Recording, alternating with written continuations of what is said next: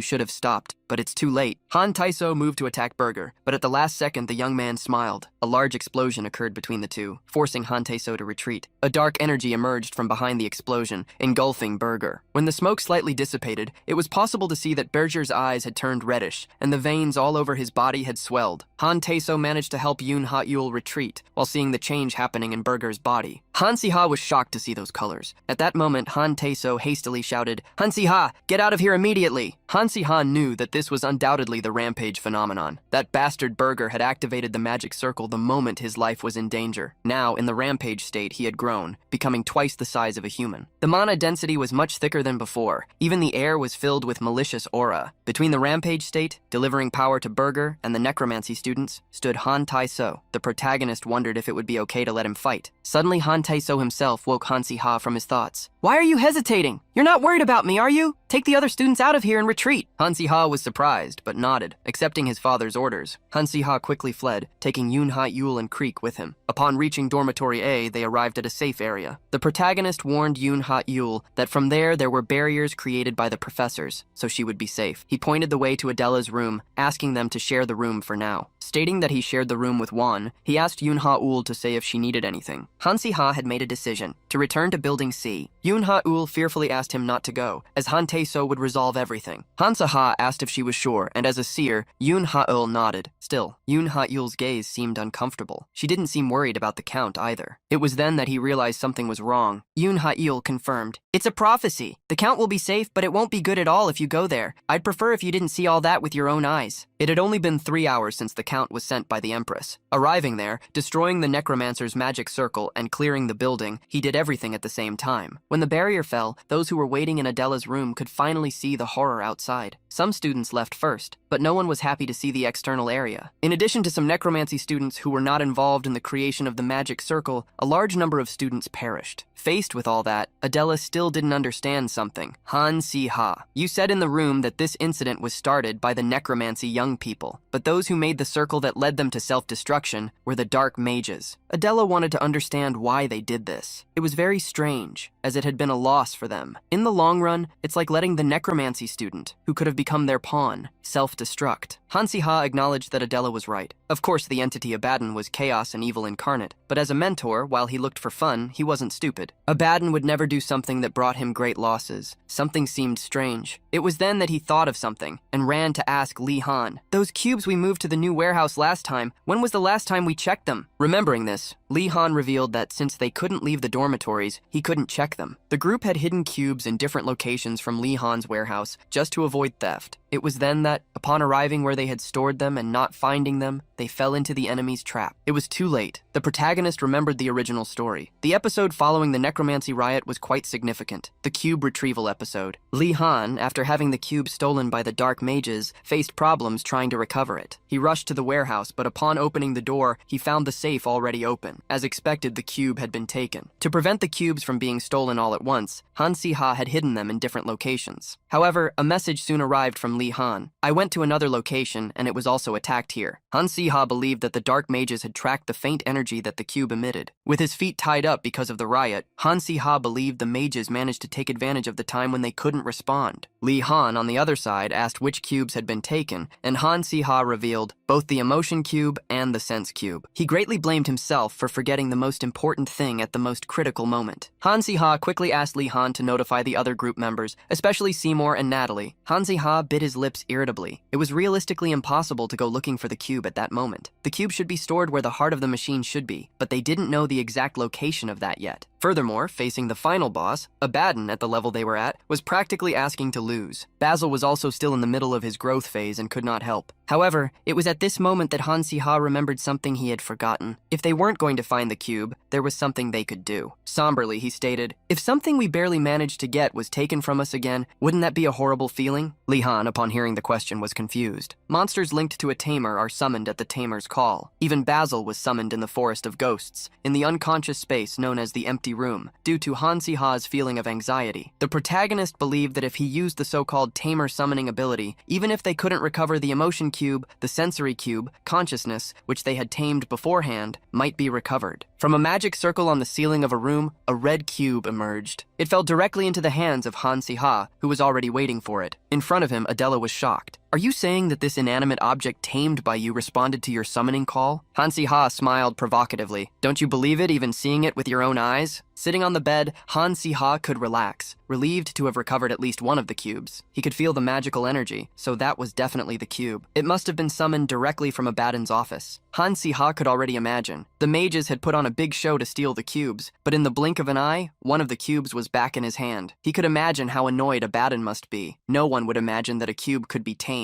Inside the cube, Han Si-ha could see his imprint. He stared at the cube, wondering how many students had suffered because of it. The miserable result created by extreme efficiency and selfishness was felt differently when read in a book and when experienced directly. To the three who were in the room with him, the fact that the cube is tameable gave me the opportunity to capture it. It is not a living being, but since it has magical power, I thought I would try. Han Si-ha knew how everything linked to the tamer could be summoned, no matter what. Even if the dark mages had an extreme problem getting the cube, that one would never be taken while he was alive. Han Si-ha knew Abaddon's goal, to gather all the cubes to activate the heart of the machine. Abaddon's plans would be ruined when he discovered that one of the cubes had disappeared. Since there was no way to find the other cube, Han Si-ha told everyone to keep a low profile without attracting attention at the academy. Inevitably, the dark mages would return once more to get the remaining cube. They were not ready enough to fight yet. Han Si-ha knew they could only do one thing. First of all, we need to discover their base of operations. A few days later, in the royal palace, Count Han Taiso paid a visit to the Empress. She was surprised to see him visiting her. Approaching, Han Taiso was courteous. "How have you been, your Imperial Majesty? It is sudden, but I have something to say." The Empress questioned curiously and saw Han Taiso pull out a letter. When she saw him place the letter on the table, she became even more confused. Han Taiso's words were even more confusing. "This is my letter of resignation, your Majesty." Holding the letter with a mocking smile, Linnea asked to be sure, "You are not at the age to retire yet, are you?" Han Taiso denied, "Age is not a problem. I just thought this was the best option. Please accept." The Empress frowned. She knew there must be a reason. Han Taiso coldly revealed, "I do not have confidence in my abilities. You may not be satisfied with how I will carry out your orders, your Majesty." Linnea raised an eyebrow, questioning, "Did you lack anything? Did I overlook anything? Whatever the reason, I will ensure that you are well taken care of, without any lack or regret. Please reconsider this decision." Before proceeding on the matter, the Empress revealed that she had contacted someone. "It would be good if you met." Han Taiso was confused. It was then that the door was opened, and Han Si-ha entered the room, surprised to see his father. The Empress smiled upon seeing the father and son reunion. "I heard that student Han Si-ha kept my son Fabian safe during the riot. I wanted to say something, so I called both students here." The Empress addressed Fabian. "You must have a lot to learn from what happened." Fabian stammered, agreeing with his mother. Happy with the result, the Empress wanted to get straight to the point of the meeting. "My job is to deal with this riot. This matter cannot be ignored by the imperial family, so I had to decide how necromancy and the students will be treated." Han Si-ha entered the conversation, commenting, "There are already rumors within the academy about necromancy and the abolition of the department." Hearing the young man, the Empress darkened. "There's no way this can be easily forgotten." With a furious look, the Empress declared, "It is a disposal. How dare they cause so much trouble in my lands? We must cut this route completely with this opportunity. For this, I intend to expel necromancy and all its members from the empire." Han Taiso was shocked. He thought he hadn't heard correctly. The Empress continued, asking for no more comments on the matter, and continued, "Wouldn't it be problematic if rumors spread about the Empress making exceptions for certain students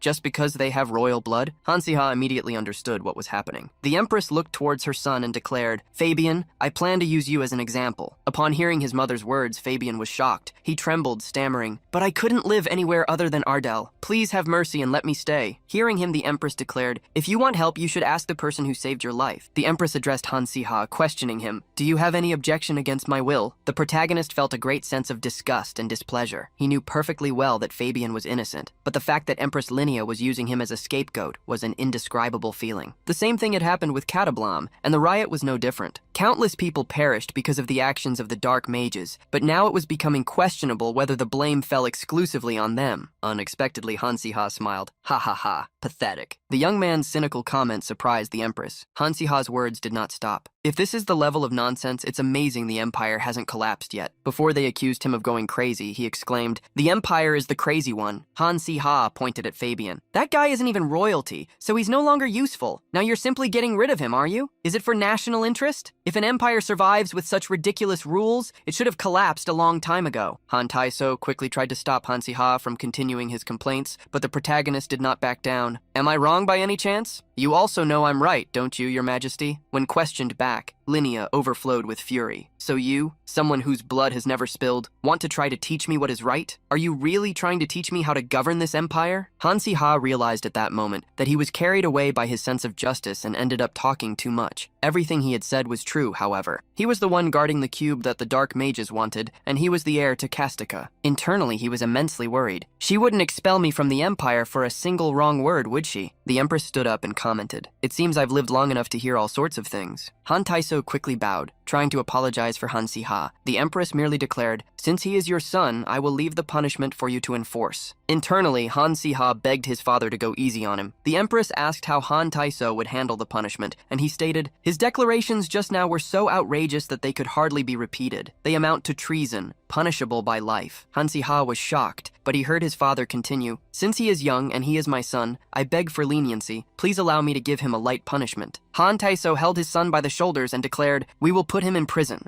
Han Si-ha was confused and thought he had heard wrong. The Empress just smiled and ordered, "Take him away." Someone suddenly grabbed Han Si-ha by the shoulders, dragging him while he shouted, "Father!" Thus the wise academic life turned into a wise life in prison. The news spread quickly through the academy. When Adela heard that they were accusing Han Si-ha of treason, she was shocked. She quickly gathered with a group that was talking about Si-ha and heard, "It seems he is in the Imperial Underground prison right now." Adela knew Han Si-ha very well. He spoke without caring and never controlled himself. One of the students scratched his head, thinking and commenting, "I don't know much more. Maybe it's better if you check yourself, although I don't know if it will be possible." Knowing where Han Si-ha was, Adela left immediately. Afternoon classes were about to start, but she only thought about finding Han Si-ha. The young man had saved her from danger many times, so she swore she would find him. Adela, upon going to the school courtyard, found a carriage. "Can I rent it?" The coachman accepted the trip and asked the young woman where she was going. Adela saw that she only had 2 coins. There was one person she wished never to see again, but she didn't want to leave Han Si-ha alone. "Please take me to the Castica residence." Thus Adela arrived at Han Taiso's office, who heard her request. "You want my help?" Adela was determined. "I need to find Han Si-ha. If his father won't protect him, then I will do it myself." Han Taiso sighed upon hearing Adela's words and rejected her. "I do not plan to receive a commoner as my daughter-in-law." Adela became extremely irritated to see Han Taiso making jokes. With no time, he told her to quickly say what she wanted and reminded her he was imprisoned by imperial decree. "You must know that there is nothing I can do." Adela begged to at least be able to see Si-ha, even for 5 minutes, or even less than that. "There is something I absolutely need to give him." Adela pleaded until her tears ran down her face, asking the Count for help. Han Taiso sighed once more. Anyone would think that Han Si-ha wouldn't even be alive now, but the opposite was true. This made him wonder if he should tell the truth. However, he believed it would be better to continue lying. It would be easier to just let her meet Han Si-ha. "I will tell you where he is. I will also ensure that the visit is allowed." Adela was extremely happy, but Han Taiso warned, "Let me warn you. If the Empress prohibits it, there is nothing I can do. Don't cause any trouble." Adela smiled broadly, despite still crying, nodding, "Yes, I understand." Thus, during the night, Adela finally arrived at the Imperial Palace. She was accompanied by 2 guards and went down to the underground prison by the stairs around what looked like a large well. However, what appeared before Adela's eyes was not what she expected. There was an extremely luxurious room there. Han Si-ha was sitting on the floor, leaning on a pillow larger than himself with several study books and the cube in his hand. Seeing him so comfortable, Adela stammered, "What is going on?" Adela couldn't figure out how to react, but began to scold Han Si-ha. "To imagine that the son of a noble defies the emperor and ends up imprisoned in a place like this. Isn't this corruption? Is this really allowed? No way." The protagonist tried to calm Adela, stating that he had really been imprisoned, but Adela didn't understand a single bit of the situation and held her hands to her head as she shouted, "What did I suffer to get here?" Overwhelmed by late shame, Adela remained speechless for a while. Han Si-ha explained to his friend that he hadn't just been resting in that place. Empress Linnea had asked him there, telling him to find a way to weaken the cube. The protagonist used all his tactics to convince his friend that he was in serious trouble. "The Empress even threatened Fabian just to provoke me. Luckily, I managed to coordinate with Count Han Taiso after an exchange of glances, so she wouldn't threaten me the same way." Adela asked why they had to find a weakness in the cube. It was then that Han Si-ha realized he hadn't had time to tell Adela. "It's because Natalie previously succeeded in her experiment to modify the cube's magic circuit, managing to decrease its magic limit. I made a few adjustments to them, just in case the Dark Mages stole all the cubes to minimize the possible damage." Faced with everything Han Si-ha told her, Adela was shocked. But it didn't stop there. Han Si-ha revealed he had reported the cube to the Empress, and since he was the only one with the skills and knowledge, the Empress wanted to ensure his safety and comfort, and space for him to modify the cube. Adela became thoughtful about the Empress's actions. No one would carelessly dare to approach a traitor, so she had created an incredible pretext to hide him. It was then that she realized something. Is the Empress the type who has a trash personality but a rational mind? Han Si-ha ended up sharing the same thought. Changing the subject, Han Si-ha teased. Adela, were you worried about me? It mustn't have been easy to get here. How did you know I was here and found me so quickly? Adela was caught in the act and quickly tried to correct herself. What are you talking about? Don't misunderstand. I wasn't worried, not at all. Seeing how Adela was dodging, Han Si-ha asked how she had gotten there. Adela gave a flimsy excuse. I was just passing by. Obviously, the excuse wasn't easily accepted. Adela became so irritated that Han Si-ha found out she was worried that she attacked him, putting her arm around his neck to choke him. Meanwhile, a cave in the forest was being used as an underground shelter in the Ordries Mountains. There, a man lit a candle, relieved to be safe. While looking at a map, he thought how it had been a good idea to move the shelter several times, just to prevent the Empire from being able to pursue him. He hadn't heard any news from the Ardell Empire yet, but Han Si-hyuk preferred to stay there, although he was indebted to one person. Next to him, a pink-haired woman whom Adela might recognize, Lady Sepia, tried to check if he was okay. Han Si-hyuk replied coldly, I'm always fine. The mage, however, didn't believe Han Si-hyuk's words. When I found you, you couldn't control that power, and you seemed extremely unstable. But the madness of your power has become less lately, right? With his head lowered, Han Si-hyuk merely nodded as she was right. Han Si-hyuk knew he had been lucky to find such a brilliant mage who took care of him so devotedly. However, this care would come with a price, because he also felt the aura of powerful dark magic emanating from that woman. Sepia, with a somber tone, remembered that Han Si-hyuk had commented on having a younger brother. I was curious, what kind of person is your younger brother? Han Si-hyuk was shocked to hear the question, but quickly returned to his normal self, questioning, is that boy necessary for the dark mage's plan now? The mage was confused by the question. Si-hyuk asked her another one. If not, then do you wish for him to be eliminated? She couldn't react to Han Si-hyuk's sudden questions. Before she could correct herself, he stated, you asked what kind of person my younger brother was. He is a rude, arrogant bastard who lives intoxicated with his own grandeur, but after a certain point, he completely changed. He became smart, good, and a person who knows how to take care of himself. Han Si-hyuk couldn't believe he was destined to eliminate a child like that. He had lived for long years, tied to this prophecy that could be true or false. Now that he had abandoned honor and home to flee, Han Si-hyuk didn't want to live on the run. Despair was taking over him. He was already tired of that life, and so he pleaded, don't use me for his end. Time passed outside, night arrived. In the room, after studying for days, Han Si-ha felt his head was about to break. That was the third day of isolation in the laboratory after barely being freed from prison. That was wearing him down. At least this body is only 16 years old. If it had my original age, I would have been hospitalized a long time ago. At that moment, Han Si-ha didn't even have time to be hospitalized. Not only had Abaddon begun to show himself and act, but according to the episodes of the original story, the war that would mark the end of the first season was about to arrive. Han Si-ha had a few things in mind to prepare before the war began. First, he wanted to weaken the cube. As a result of the effort in prison, he succeeded in reducing the original magic by a little over 10%. However, this method was just a backup plan. The priority was to neutralize the stolen cubes. The second item Han Si-ha planned to create was a cube detector. However, he had no idea how to create this item, so he set it aside. If such a thing were possible, he wouldn't be a veterinarian, but a scientist. After that, Han Si-ha thought about creating a portable mana cannon. It would be incredible to give one of those to every knight who couldn't use magic. However, this also seemed too costly, so he rejected it. The more he thought, the more ideas he rejected. After working for so long, Han Si-ha felt something run from his nose. Blood. He had spent several days working without rest. He was unable to rest easily due to a persistent sense of unrest. He discovered that he also needed to prepare for the future, so he pushed himself, staying awake for several nights. After using magic to stop the bleeding, he calmed down and tried to understand where the unfounded fear he felt was coming from. It was then that suddenly someone hastily knocked on the door. Is Han Si-ha here? Please come here for a moment. It's urgent. Upon leaving, Han Si-ha found a man, confused as to why he was causing so much commotion in the middle of the night. The man with a scar running from his cheek to his chin quickly introduced himself. I am Byrne, Knight of the Imperial Guard. You are Han Si-ha of Kastika, correct? The protagonist confirmed his identity, waiting to hear what the man had to say. The knight informed that the prince was looking for him. It's an urgent matter. You must come to the palace at once. By the knight's expression, Han Si-ha believed he wasn't lying. He ended up following the knight to the carriage, and in the middle of the night, he headed to the Imperial Palace. He didn't understand why he would be called in the middle of the night. What is happening that I need to be summoned so urgently? Upon arriving at the palace, Han Si-ha was confused. Strangely, it was completely quiet, silent, and dark. It was then that, upon entering the Empress's office, he was shocked by what he saw. Linea's son was supporting her. She was still lying on the floor with her hand on her stomach, which was completely soaked with the red of her own body. Han Si-ha was shocked by what he saw. He didn't know if that had been an attack. That was the Imperial Palace, guarded by knights. He didn't understand how it could be attacked. Hansiha heard sudden footsteps. Behind him appeared a young woman who fell to her knees on the floor, completely shocked. She trembled as she stammered, "What is happening?" That young woman in a nightgown and tied-up hairstyle was Princess Rubia. Rubia sometimes appeared at social parties or official events. This was Hansiha's first time seeing her so closely since arriving in this world. The young man holding the Empress hastily pleaded for Hansiha's help. "Her Majesty the Empress told me to call you. You can do something, right? You can, can't you?" Hansiha had heard of Prince Marcel through Fabian, but it was his first time seeing him in person. Hansiha straightened up, asking the prince for calm as well as an explanation. Marcel wasn't even able to speak, he just stammered. "People appeared, they did this." Hansiha could see that the bleeding had stopped, but the Empress was severely debilitated. The protagonist felt a very bad feeling about it. Byrne, the knight who contacted Hansiha, approached, offering to explain. The attackers, they started by poisoning the Imperial Knight's food. Not all of them ate, but while the knights fell into great chaos, the palace was suddenly attacked. Byrne lowered his head. He had failed to stop the invaders who attacked the Empress. This had been not only his, but the knight's biggest mistake. Hansiha couldn't believe this was happening, as it hadn't happened in the original story. The Empress would indeed perish during the war, but not this early. Hansiha hastily grabbed some potions, asking Byrne to quickly prepare clean clothes and hot water. While a magic circle appeared beneath the Empress, created by Hansiha, who was trying to treat her, he wondered what would happen. He tried to understand where things had started to go wrong. In terms of chronology, it made sense. This happened shortly before the war, around the time the palace traders, who accepted bribes from the dark mages, began to act. However, poisoning the knights and attacking the Empress was going too far. After managing to stabilize Linia's situation, Hansiha laid her down to rest on a soft bed. The time when she had been attacked was too early, and the method had been cruel and audacious. From Abaddon's perspective, this must have been a risky gamble. Normally, Abaddon would calmly secure an advantage and prepare for war. Hansiha never imagined he would force a confrontation. It was then that Hansiha thought of something surprising. Could it be because they lost the cube? They started to feel disadvantaged and became desperate? If that was the case, this was a variable created by Hansiha himself. Harming someone, even indirectly, left his heart heavy. Empress Linia might be a tyrant, but she was a capable ruler. Her absence could critically change the war. As Hansiha thought, Linia eventually opened her eyes. Rubia cried anxiously, approaching her mother. "Your Majesty, have you regained consciousness?" Linia looked to the side, finding Hansiha in her view. She remained silent without the strength to speak. The young man merely commented, "Contemplating your Majesty, I thought Ardal's future would be grim with such a violent ruler, but now, the Empire's future may become even darker without you." On one side, there was an 18-year-old prince, on the other, corrupt ministers. Coupled with this, there was the inevitable war approaching. The Empress's eyes, which lacked their usual fury and were sunken with the weight of the Empire, showed that as a human, even she possessed something she feared. Weakly, the Empress moved her mouth. "Hansiha, the moment I saw you, you seemed arrogant, but you were never lacking in sincerity. Seeing this side of you, I truly thought you would be someone I could trust. So take care of my children." Hearing their mother's words, Rubia and Marcel hugged each other, crying. Hansiha sighed. Now he understood why the Empress told the prince to call for him. If the palace was no longer safe, then the safest place now was, obviously, the impenetrable fortress of the royal family's loyal vassals, who possessed a strong army, the Kastika territory. Those words were actually a request for him to hide the heirs to the throne, who were in the greatest danger. Hansiha could not reject such a request. The Empress was sure that her life would end soon. "Don't waste time with nonsense about accompanying me in my last moments. Leave this palace before it becomes even more dangerous." A carriage departed from the royal palace, heading immediately for the Kastika territory. Carrying a candle, Han Taiso wore a robe to answer the door. "I was wondering who was knocking at the main gate in the middle of the night. So you brought them here?" In front of him were Hansiha and the princes. Without even raising his head, Marcel revealed that the Empress ordered them to seek refuge, so they planned to stay there. He ordered them to prepare rooms. Hansiha saw the prince start acting like an emperor. That was why Han Taiso couldn't refuse. However, the opposite of what Hansiha believed happened. Han Taiso responded with a single word. "No." The prince was shocked. "Are you telling us to return to the palace now?" Han Taiso nodded, making the princes tremble. Rubia was afraid, and Marcel's voice was agitated. "It's not safe. All the royal guards are incapacitated. Do you want me to take my little sister back?" Han Taiso placed the candle on the table and stated, "Yes, but I will go with you." He knelt to the prince and declared, "The Empress ordered you to come to me because she values your lives. However, strategically, this is the worst choice. Leaving the palace now is exactly what they want you to do. We need to show these damn traitors the unwavering dignity of the royal house, even in this calamity." Han Taiso's voice was firm as he stated, "They must remember who the true rulers of the empire are. Prepare yourselves, your highness. We are returning to the palace." A week later, in the Audrison Mountains, Han Si-hyuk was in Sepia's company. The woman's pink hair swayed as she stated, "Even in this remote village, the rumors that the Empress is gone have arrived, and that Kastika has allied with the royal family. Well, perhaps this is an obvious development? Han Si-hyuk could see the reins of the world swaying. Internally, he wondered, in this turbulent tide of the world, where will I end up being carried? Sepia looked at the young man with a distant thought and reminded him, Han Si-hyuk, Abaddon will start the war, and to capture the high-risk individual, Han Si-ha, he will definitely try to use you. I won't hide the fact that I approached you to use you, but in the end I want to give you a choice. When questioned about what he would do, Han Si-hyuk stammered without an answer. In a dark room, Han Si-hyuk held a book. He remembered how Sepia allowed him to leave while he still could. However, he had already made his decision. If I'm going to be dragged along by this great current of fate anyway, then I won't abandon the dark mages. Instead, I will do what I can. A luxurious coffin was still draped with roses. Countless weeks had already passed since the Empress's demise. The coronation was carried out hastily, and the first prince, Marcel, immediately began to perform the duties of the emperor. Han Tai-so became a key figure in supporting Marcel, but that didn't mean the journey was easy. No one knew where the treacherous ministers were hiding. However, in times like these, the calm and decisive judgment of the experienced Count Han Tai-so shone through. He quickly selected trusted people and replaced the traitors, as well as arresting the ministers who plotted with the dark mages one after another. The palace was still in chaos, but when the Kastika family and the Arcanant family actively offered their support, the other nobles hesitated and stopped turning their backs on the royal family. And so, Han Si-ha also became busier. He was at the point of not even dressing properly, too tired for it. Due to this unprecedented imperial crisis, a school closure order was issued at the academy, and Marcel, deeply shaken by the loss of the Empress, began to rely heavily on Han Si-ha, who remained by his side until the end. Marcel had also gained another reinforcement, the members of Ardel's Crusaders whom Han Si-ha had introduced to him. Li Han was one of them. He was completely exhausted. The young man hadn't even eaten, as he had received reports of rebels in several provinces. Li Han looked exhausted, but there was nothing they could do. They couldn't leave the country to an 18-year-old. Despite his age, Marcel also seemed to be working hard. Unfortunately, the effort would not prevent the war. Not because Marcel was incompetent, but because this was an inevitable event in history. Imperial authority had weakened. Small and large rebellions were starting everywhere. Most of them were organized by dark mages, infiltrated in the provinces. And even with strong suppression, they inevitably caused damage. But the time of war could still be delayed. At least the Empire's forces were already prepared. Saying goodbye, Li Han advised Han Si-ha not to push himself either. The two separated to rest in different rooms. Han Si-ha suddenly remembered that he needed to hurry and retrieve the luggage he left in the academy dormitories when he left in a rush. He even left the earth sword there, and that had been bothering him for some time. After Adela used the sword, she had returned the sword to Han Si-ha. Even with the academy being temporarily closed, he could still enter. He wanted to hurry, however. Walking through the corridors, Han Si-ha faced a silence even greater than after the time of the riot. Seeing that things were still where he left them, he planned to quickly pick them up and leave. However, when he planned to leave, someone entered his path. Han Si-ha's eyes widened when he saw the man before him. He possessed a familiar yet threatening aura. Shocked, he realized that the man before him was Han Si-hyuk. Worriedly, Han Si-ha shouted, "Are you crazy? How did you get in here? You are a wanted man now." Han Si-hyuk merely asked if that was really what mattered at that moment. Han Si-ha gritted his teeth and asked them to talk somewhere else. Going near the forest, Han Si-ha questioned what urgent matter his brother had to say. Han Si-ha didn't know how Han Si-hyuk had been living, but there was a chance he had been corrupted by the dark mages. Just following Si-hyuk to a remote place without help was irresponsible enough on Han Si-ha's part. He wanted to believe, however, that Han Si-hyuk was not a bad person who would attack him. Han Si-hyuk, however, ordered, "Get your staff, we are going to duel." Han Si-ha was surprised to hear him say that so suddenly. Hearing that Han Si-hyuk wanted to teach him something one last time, Han Si-ha questioned, "You were fired. So what do you want to do playing teacher?" While Han Si-ha was still speaking, however, he was attacked. Han Si-hyuk's kick caught him off guard, but retreating quickly, Han Si-ha was safe. With a sharp gaze, Han Si-hyuk showed that he was serious. "You will fight me with everything you have." Han Si-ha didn't understand what his brother was saying, but still grabbed his wand. The two energies clashed, pressing against each other as if two bowling balls collided. Han Si-hyuk looked at Han Si-ha distraught. The protagonist felt that this was not a simple duel. It was almost a real fight. A powerful explosion made him realize that, if he was hit, he could even say goodbye to that world. Falling to the ground, Han Si-ha placed his hand on his ribs and pleaded, "At least tell me why you are doing this. You disappeared for weeks and you appeared just to attack me?" Han Si-hyuk replied only with humiliation. "Han Si-ha, you are too weak. Why can someone with so much potential be repelled by someone like me, a mere prophet?" The mana overflowing from Han Si-hyuk's body scared Han Si-ha. It was at the level Han Si-hyuk used on the day he went mad. Approaching his younger brother, Han Si-hyuk warned, "This is your last chance." Han Si-ha clicked his tongue, annoyed. He did everything to get up as he couldn't collapse there. Before him, Han Si-hyuk stated, "Remember this move. As your professor, no. As your older brother." Han Si-hyuk attacked Han Si-ha, extending his hand towards him. Han Si-hyuk threw him to the ground by grabbing him by the neck. "This is my last lesson for you. Don't let your guard down or show openings. I have a tendency to attack with my left hand. If you fight me, aim for that arm. I am strong in prolonged battles. The longer it takes, the worse it will be for you. If you are going to corner me, then go all out from the start. When your life is at stake, the basic rule is to fight with full force from the beginning." Han Si-ha felt that something was wrong. He didn't understand why Han Si-hyuk was telling him all that, giving him all his characteristics and battle methods. However, Han Si-ha threw away such thoughts. He didn't have time to use the magic wand, but he still had the sword. Brandishing the sword, Han Si-ha made the ground move. He moved away from Han Si-hyuk, while a mountain of stones rose up around his older brother. Quickly, the rocks covered Si-hyuk, making him disappear. However, the rocks began to crumble and exploded. Han Si-hyuk appeared through an opening between the stones, stating, "You were beaten from start to finish, but you managed to make it impossible for me to fight for some time, so this time, the victory is yours." Still standing before Han Si-ha, Han Si-hyuk stated, "Remember this, Si-ha. If the day comes when you need to defeat me, you must not hesitate as you did today, because if that happens, that will be your end."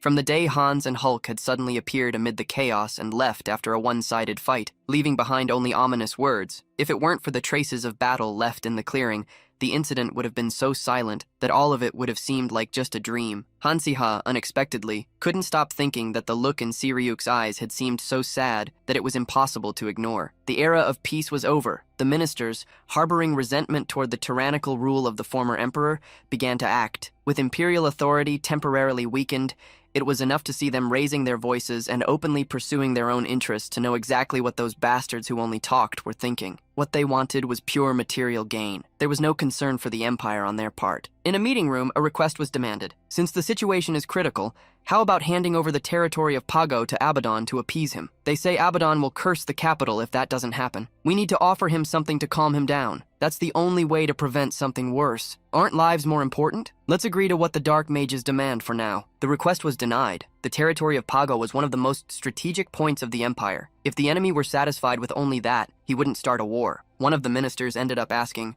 "Don't you pity the dying citizens?" Faced with the question, Marcel crumpled a sheet of paper irritably. "Damn it, you really talk too much." The ministers were startled by the words of the new emperor, who could already imagine them rolling their eyes and planning to join the Dark Mages. He revealed his irritated thoughts, shouting and pointing at the ministers. "What? Negotiate with Abaddon? Give up someone else's land? If you want to do that so badly, then go ahead and sell your own land first. Go negotiate with Abaddon yourselves." One of the ministers was surprised and stammered. "My territory, sir?" Marcel continued. "Is there a problem with that?" The man, frightened, stepped back. "This must be a joke, right, your majesty?" Fiercely affirming that he was not joking, he warned, "From this moment on, anyone who talks nonsense will be sold to Abaddon along with their lands. Understood? The meeting ends here." The atmosphere grew somber, and after delivering his message, the emperor left the room. Internally, Marcel sighed, realizing he had gone too far, feeling that little by little he was becoming more and more like Han Si-ha from spending so much time with him. But the judgment of the man in whom Marcel's mother had trusted until the end was not wrong. The war was advancing faster than they had predicted, in a rapid shift of era and destinies. Both those of the Empire and Han Si-ha himself wondered, will we really be able to survive? 3 years of war passed quickly. In a camp where the knights gathered in various tents,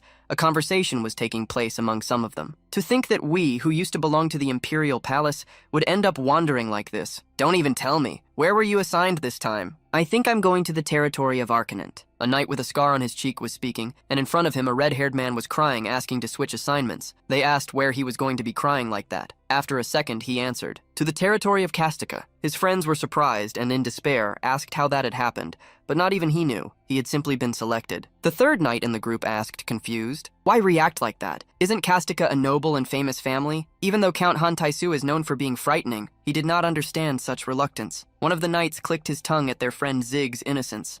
"You say that because it's barely been a month since you arrived from the south. You don't know anything. Count Han Taisu isn't the problem." Rumors were spreading. According to the scarred knight, there are whispers everywhere that if you're assigned to Castica and make a single mistake, you'll be dragged to some dark place and become dragon food. They say there are real rumors that he feeds the dragon with humans as rations. There was also another factor. Above all, Castica has the possessor of immense mana, the famous academy graduate, the genius tamer who tamed a red dragon. That Hansi Ha is there. This time Zig was truly frightened. Suddenly, the voice of a little girl was heard by the group. Are you talking about Hansi Ha? Count me in too. I want to hear his stories in detail. A young girl in a red dress, golden hair with the ends tied with ribbons, pulled open the tent curtain. The scarred knight asked why a child was there, and Zig scratched the back of his neck, commenting that she was a girl who had been wandering around for a few days. That made the man think they should scare her a little so she wouldn't cause trouble. Girl, he's not someone you should mention so lightly, because a brat like you would be dragged away without leaving a trace and thrown in to serve as dragon food. The little girl didn't get scared but smiled brightly. Wow, that's great, I want to be taken. The knights were confused by the girl's wish. She seemed to be dreaming. I really want to see Hansi Ha someday. I know it will take a long time, but I'm already nervous, you know? From the knight's perspective, the girl seemed crazy. In another tent was Hansi Ha himself. He sighed. This doesn't make sense. Why are there so few volunteers? They said there was a line of people just to go to Arcanant. What's wrong with us? Carrying a mug of coffee, one revealed the reason. It's because of you, Hansi Ha. Who was it that drove away all the volunteers who rushed to impress Kastika, claiming their skills were trash? Now that you have tight control over the imperial family, Hansi Ha furiously clenched the list of volunteers, snapping, "What are you talking about?" One remembered that Hansi Ha had even frightened the knights by saying he would feed them to a dragon, while Bese licked his lips, thinking about eating them. Upon hearing about Basil, the protagonist asked where his dragon was. Basil, nearly the size of the tent, suddenly appeared. One was surprised, as he seemed bigger than before. Hansi Ha was the one who answered, "It's not unusual. He's in a growth phase. Although dragons grow naturally, the hatchling who once fit in Hansi Ha's arms had now become the size of a tent." Stroking Basil's head, the protagonist asked if he had found anything while patrolling. The slender dragon made a sound, warning, "On my tail." Hansi Ha was confused by what his dragon had said and looked behind Basil, becoming darkly surprised. A girl with golden hair and a red dress was trying to climb the dragon's tail. She was none other than Rubia, the princess. The princess hugged the dragon's tail happily. Suddenly, her startled cry rang out. Hansi Ha had grabbed her by the collar of her dress and set her down on the ground. "How many times have I told you that the battlefield is not your playground, you ill-tempered brat?" The princess pleaded with her eyes and cheerfully declared, "Even after 3 years, you're still handsome." Sighing, Hansi Ha looked at one and asked, "Is she the same type as Yun Raoul?" Although he responded, one inwardly felt uneasy about Hansi Ha speaking so casually to the princess. Meanwhile, on the battlefield near Kastika, Adela faced an army head-on. As she brandished her sword, she used magic to raise a massive wall of wood. The knights had only heard rumors that this was possible, but seeing it in person, they were astonished by Adela's magic. After a sigh, Adela handed her sword to a knight. "We're done here, please take care of the cleanup." He promptly nodded. "Yes, madam, you worked hard today as well." With her head lowered, Adela felt that she hadn't done much. "While my friends are fighting dark mages on the front lines, I'm here just dealing with ordinary soldiers who can't even use magic." The knight was surprised by her words, but she simply waved her hand, asking him to forget what she had said. Adela returned to her tent, where there was only a bed, a few barrels, a campfire, and some other belongings. Her magic was extremely efficient against ordinary soldiers. Even if tens of thousands faced her, she could bury them quickly. There wouldn't be a battle in which allied soldiers were injured, which was something good. Even so, perhaps due to the vast difference in power, more and more enemy soldiers seemed to surrender as soon as they saw her. Everyone called her the greatest contributor to the war, a brilliant mage favored by the emperor, regardless of her commoner status. They praised her as the empire's greatest trump card, Adela, but none of that reached her ears because something was leaving her extremely irritated. It had already been 193 days since Adela had been able to see Hansi Ha. After securing Prince Marcel's throne as emperor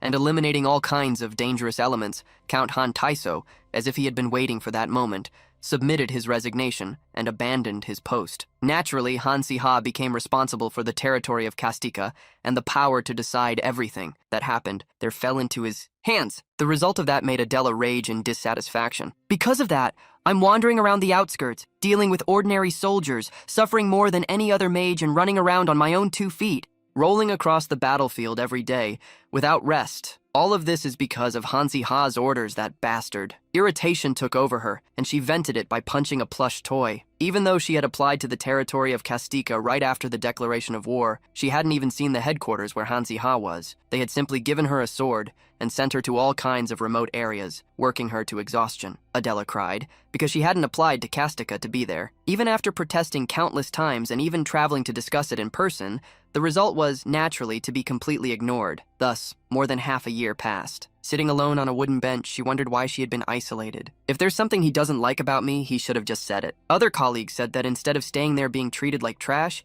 she should simply go to another territory. But that was something she couldn't do. If I leave here, Hanzi-ha might never see me again for the rest of his life. Adela made a decision and stood up resolutely. I'll meet him in person this time.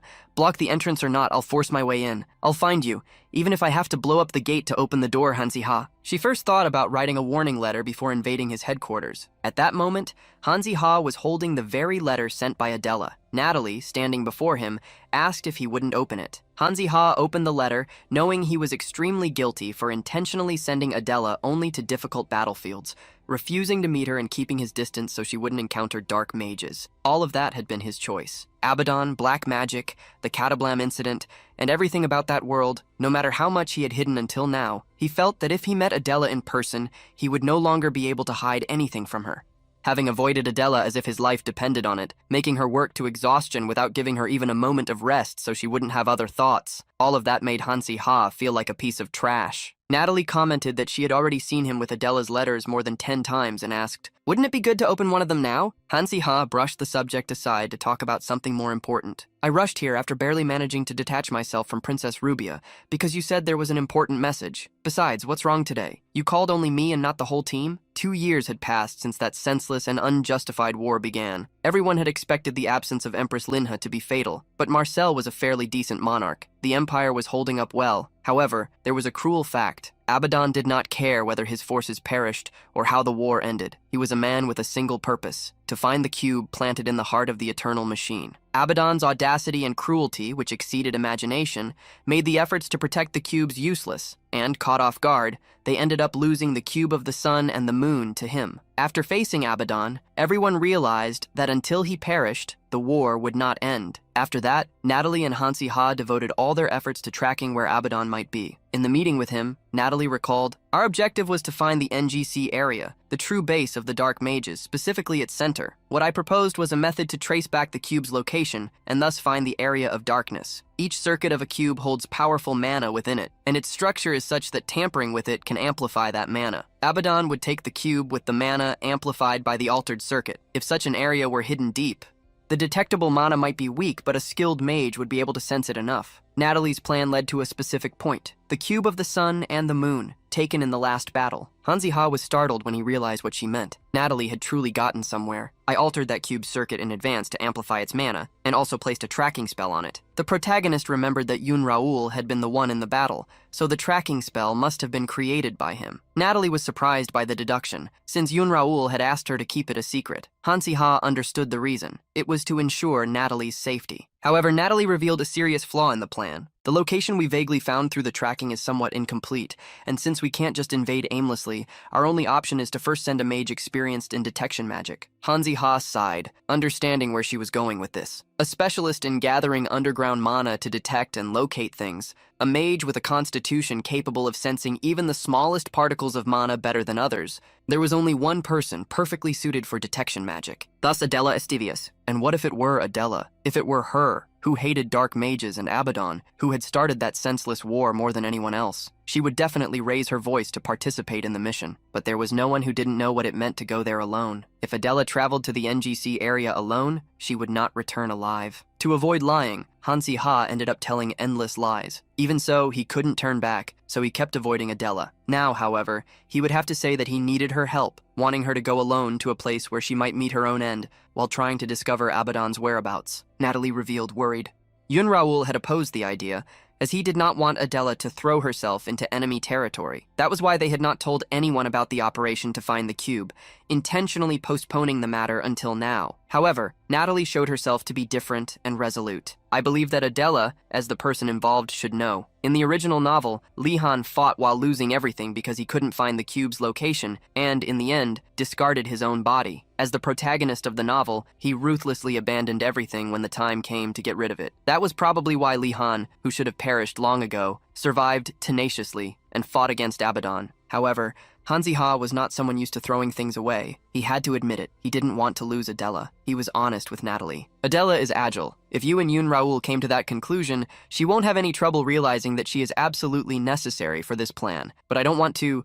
Hanzi-ha looked away and asked, "Please don't tell her yet." As soon as he finished the meeting and returned to his own tent, Adela unexpectedly came to see him. She entered Hanzi-ha's tent wearing a hood over her head. He tried to act coldly, not even looking at her. "I don't remember giving you permission to come here." Adela tried to maintain the formality of his tone. "I intended to come even without your permission. For official business, nothing less." He asked what business she wanted to discuss. Adela was direct, demanding, "Transfer me here as well. I'm tired of working in remote areas." Concerned, Hanzi-ha asked, "Adela, are you very irritated?" She nodded, listing everything that had been troubling her. "Why do you always pretend not to see me? You know how difficult it has been for me. I didn't want comfort or convenience. I just needed you to be by my side." A tear fell from Adela's downcast gaze as she concluded, "Please change the location to which I'm assigned." Hanzi-ha realized that if he refused right there, it would become even more suspicious. It seemed he would no longer be able to continue what he had been doing. He changed the subject. "Princess Rubia must be in the southern barracks. You met her a few times in the Imperial Palace before the war began, so you know her, right?" Adela was surprised and questioned why the princess was there. Hanzi-ha revealed, annoyed,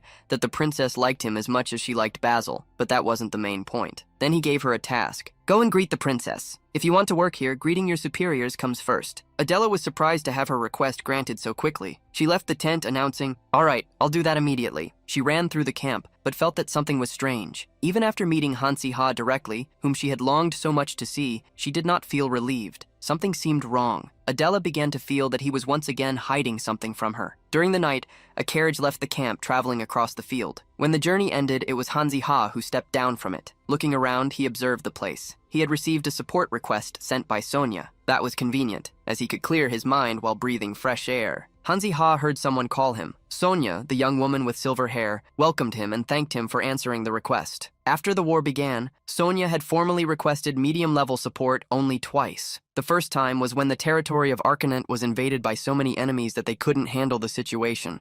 This was the second time. However, the place was silent and extremely peaceful. Looking around, Hanzi-ha frowned. "Judging by how things are, nothing seems to be happening. Why did you call me? Don't tell me the job was just an excuse and you called me because you missed me."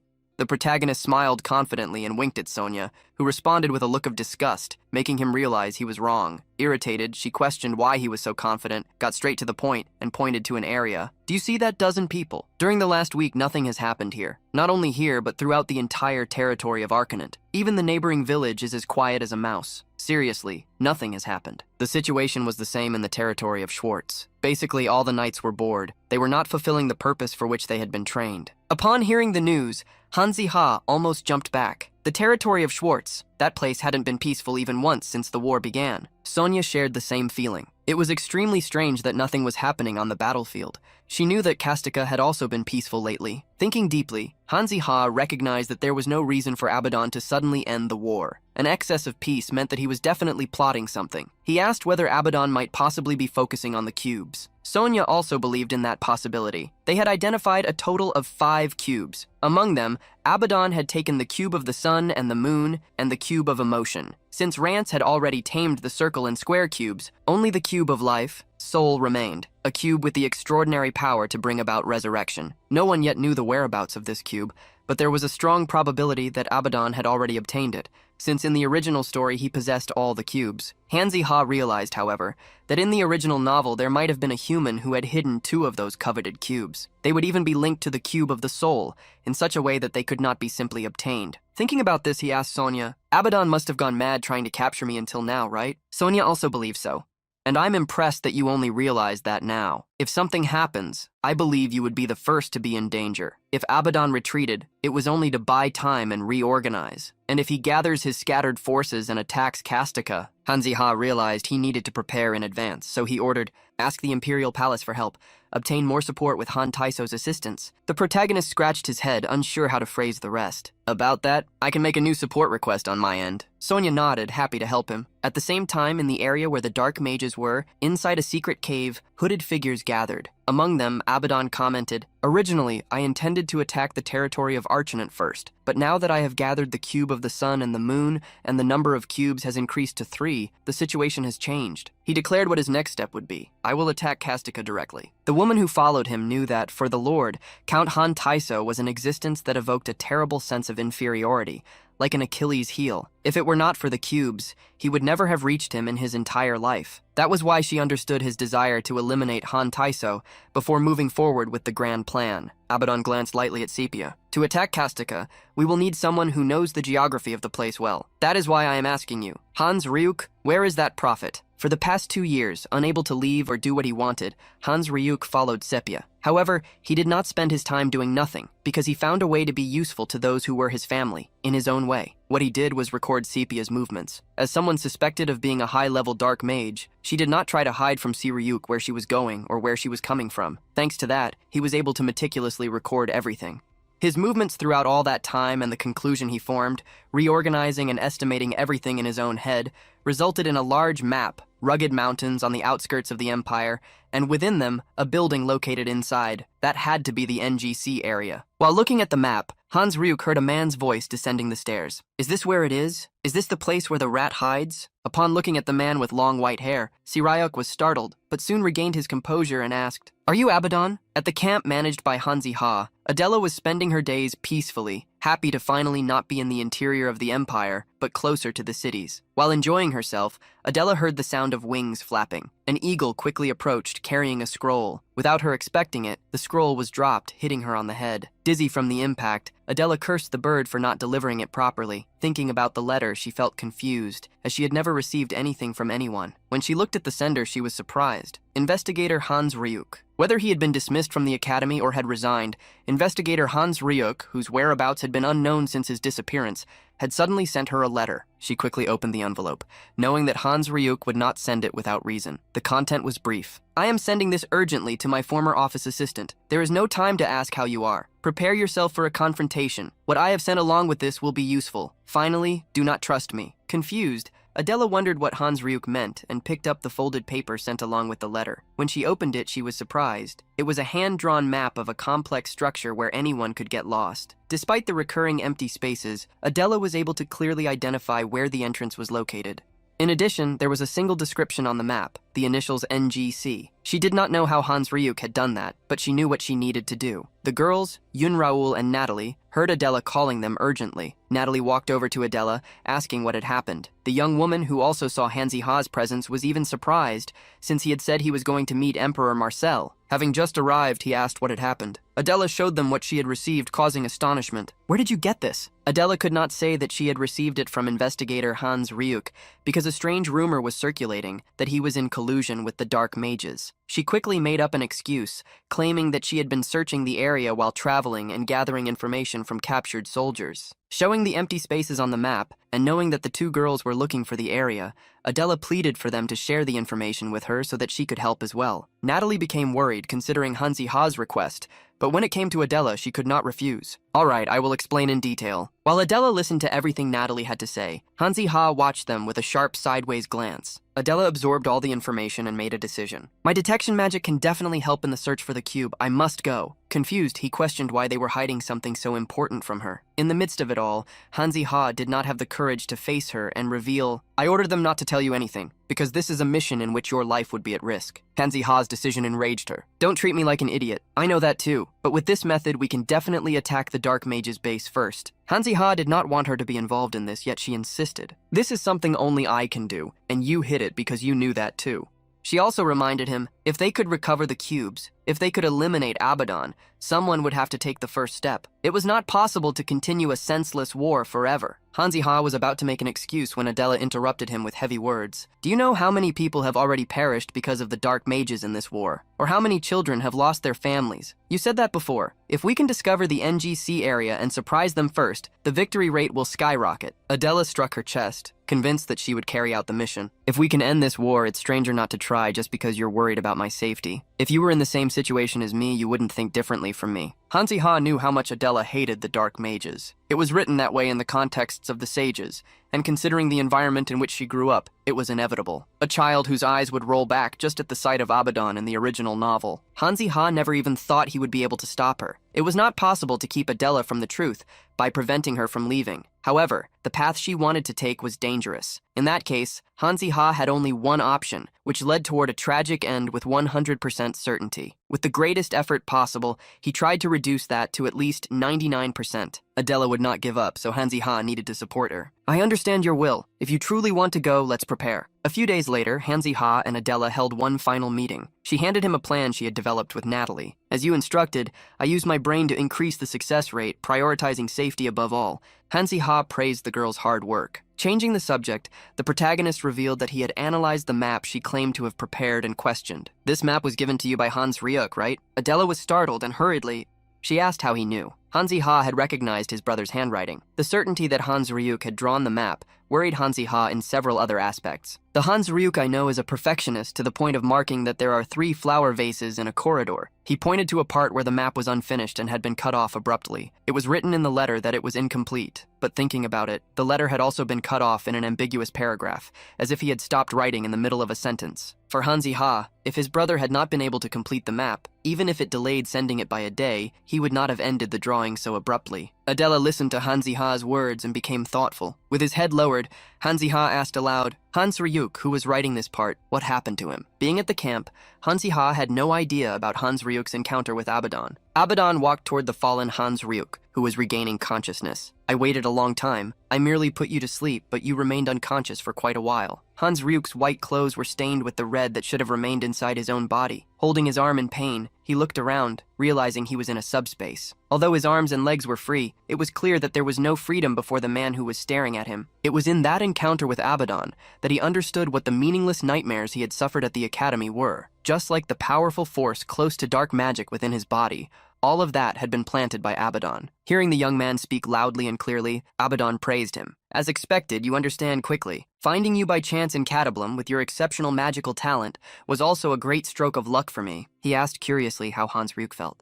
Since both his power and his life existed only because of him, looking at his own hands, Hans Ryuk returned the question. Do you plan to control me? Abaddon smiled lightly and held Hans Ryuk by the shoulders. Yes. If I control you, I will be able to do many things. I could make you lose your mind and crawl on the ground, or even force you to end yourself here and now. But there is something even more interesting. What do you think it is? I've heard that prophets are clever, so try to answer. Hearing the question asked face to face, Hans Ryuk looked away. I don't know. The man mocked how pathetic Hans Ryuk was being, and revealed what he desired. I want something from your younger brother. Hansi Ha's head. Abaddon tried to persuade him by revealing both the mission and the benefits he could obtain in exchange for what he wanted. He would allow him to leave with Sepia, the one who had hidden him until then. He could continue living in the mountains or seek revenge against the family. Hearing the proposal made by Abaddon, Ryuk released a faintly glowing energy, creating a magic circle. He confronted Abaddon while looking him in the eyes. You are lying. You have no intention of keeping your promise. Abaddon smiled at the response, showing his intense red eyes. Hans Ryuk, having read the future,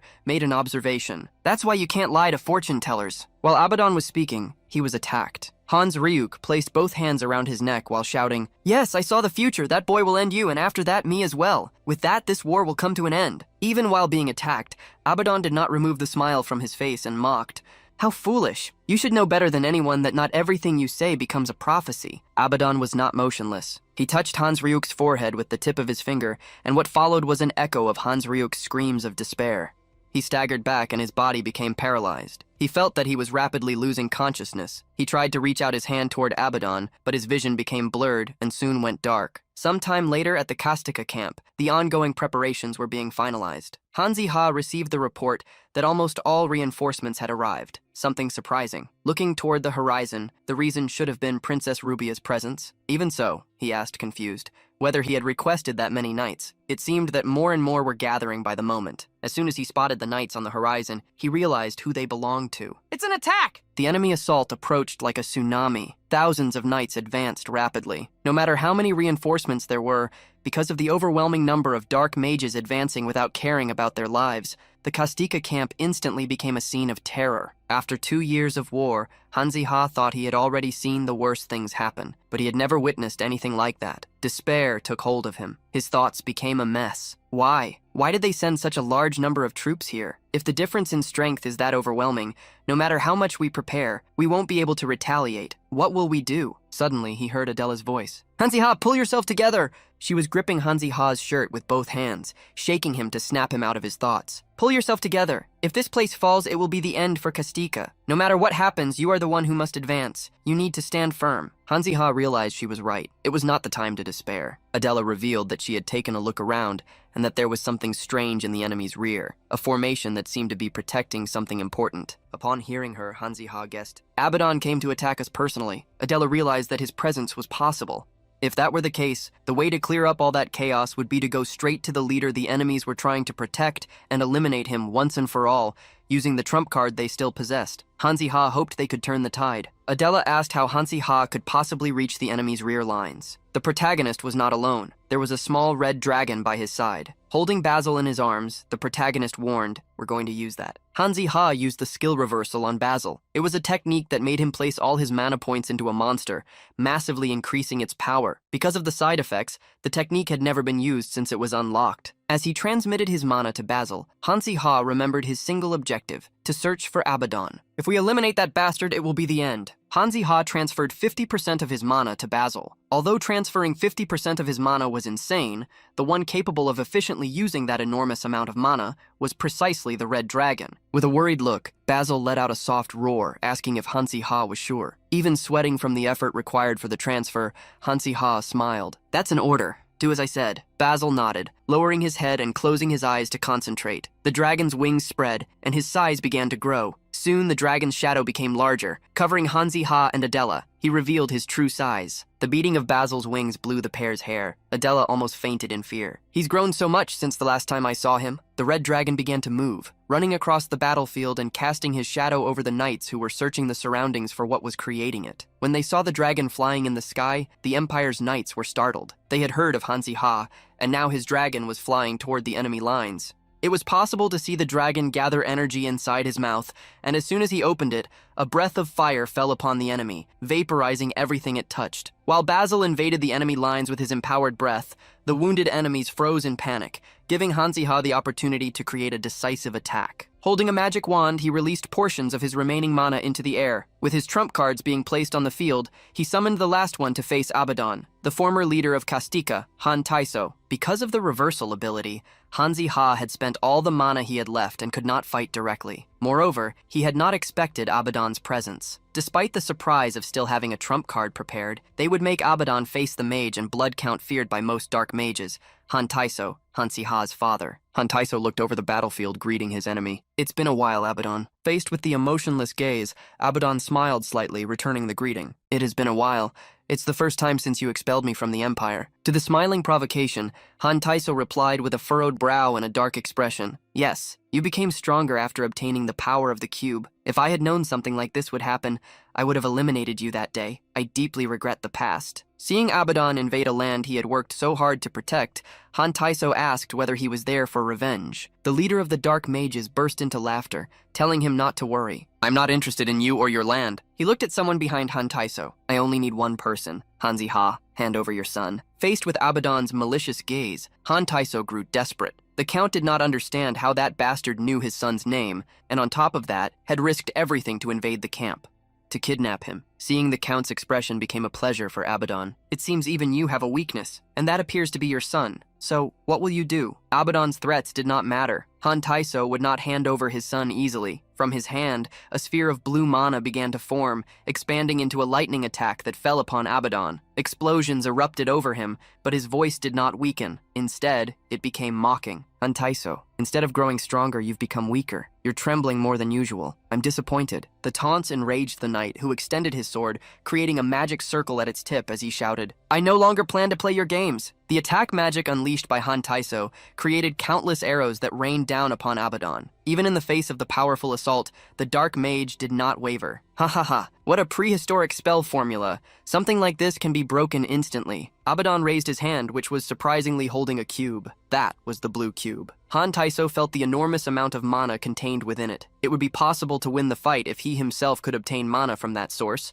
but it was in Abaddon's possession, and now he wanted to retaliate for all the defeats of the past. With the cube, he drew out mana to use a dark spell, Poisonous Roots. Roots several times larger than a human being rose from the ground. They stretched toward the soldiers, who screamed in desperation. The roots grew at such a rapid speed that Han Taiso realized he would not be able to escape them. They would have to be cut down to get free. However, the knights who had been caught tried to do so, but they failed. That revealed that physical attacks did not work. Making a decision, Han Taiso touched the ground with the tip of his sword as he knelt. He decided to create a barrier to remove the poison. Before, he would never have chosen such a disgraceful way to fight, using all his mana. But Han Si-ha, his son, was not in a condition to protect himself alone. Using everything he could in his safest method, Han Taiso pleaded with his own body, just a little more. Interrupting Han Taiso's attempt, Abaddon asked curiously, "Why are you drawing that magic circle with such desperation? Is it to protect the person behind you? Do you think he is your son?" Confused by Abaddon's words, Han Taiso looked back and saw that the one behind him was only an ordinary soldier. He hurriedly stood up, trying to look for Han Si-ha, and ended up finding him unconscious in Abaddon's arms, who was already rising into the air, preparing to leave. "I forgot to mention that my illusion magic has improved even further. What a pity. You've already poured all your mana into that magic circle." With a look of mockery and pity, Abaddon bid farewell. "I will take this boy and along with him my victory." Han Taiso did not know how to react. He no longer had the strength to do anything. His magic shield began to crack, just like his mental state. Hours later, a young man hurried into a tent, lifting the curtain as he arrived. "Is everyone all right?" Natalie, One, Adela, and the others were gathered there. Arriving as fast as he could, Li Han asked anxiously what had happened. One looked away and revealed, "Han Si-ha was kidnapped in the middle of the battle. Count Han Taiso tried to stop him, but it happened too quickly." Basil sensed the danger at the end and rushed to attack Abaddon, but according to Natalie, he disappeared together with Han Si-ha. For Li Han, if he had brought such a large force to Kastika just to take Han Si-ha, it was probably because of the cube. They also discovered that Han Si-ha had bonded with 2 cubes. That was his doubt. One revealed that given the situation, Li Han's guess seemed the most reasonable. What if the cube Han Si-ha possessed was the objective? He was probably in the NGC zone now. Yun Raoul asked the group anxiously whether Han Si-ha would hand the cubes over to Abaddon. The one she knew would never do such a thing, no matter how much he was threatened. That gave her the courage to fight back. "Let's save him. He's not complete yet, but we have a map. If it's dangerous, I'll go. I don't know if my prophet intuitions will help me, but it's better than nothing." Li Han tried to stop Yun Raoul, since they did not even know what dangers existed, and the risks were far too high. With so many things to face, someone stepped forward. "Adela, then I'll go." Everyone looked at her, determined to search for Han Si-ha.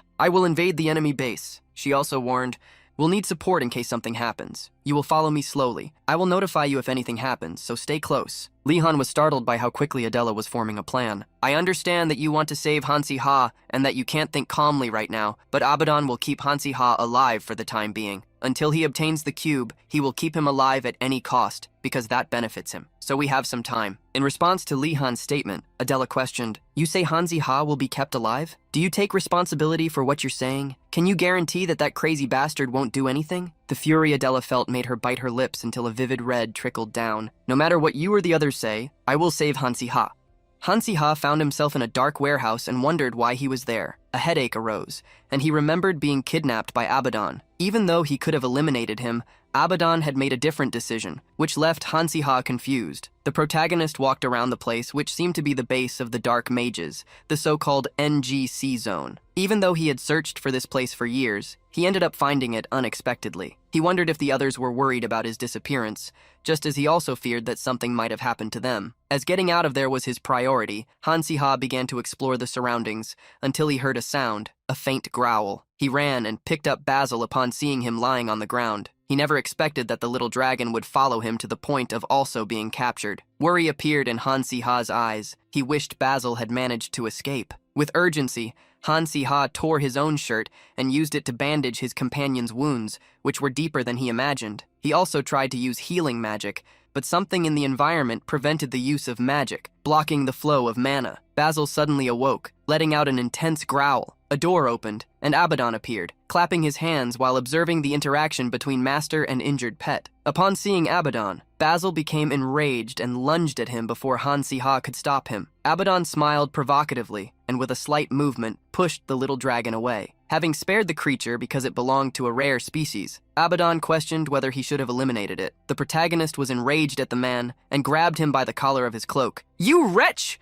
What are you doing?" Abaddon looked at him with contempt. "How dare an insect touch me?" From his hand, a dark energy emerged, and the single strike that hit Han-Si-Ha was enough to throw him to the ground. Abaddon mocked, "This cursed creature and its master, acting without knowing your limits. Perhaps you have been spoiled too much, heir of Kastika." Hooded servants began to emerge as Abaddon ordered, "Tie him up!" Far from there, an expedition was underway. The group noticed that Adela was exhausted. She hadn't slept for 2 days. Without knowing what had happened to Han-Si-Ha, she refused to rest. After a long journey, they found a cave blocked by a large rock in the Otris Mountains. Using magic detection, Adela could feel, however vaguely, the presence of Han-Si-Ha. Without the map, Yun-Ha'ul believed they would never have found that place. The rock, with marks of having been moved repeatedly, indicated the entrance. Adela then decided to go ahead. Even though the others considered it risky, she thanked them. "Thank you for accompanying me. Now watch my back." Inside the stairs that led to the basement, shadows dominated. After crossing the first underground level,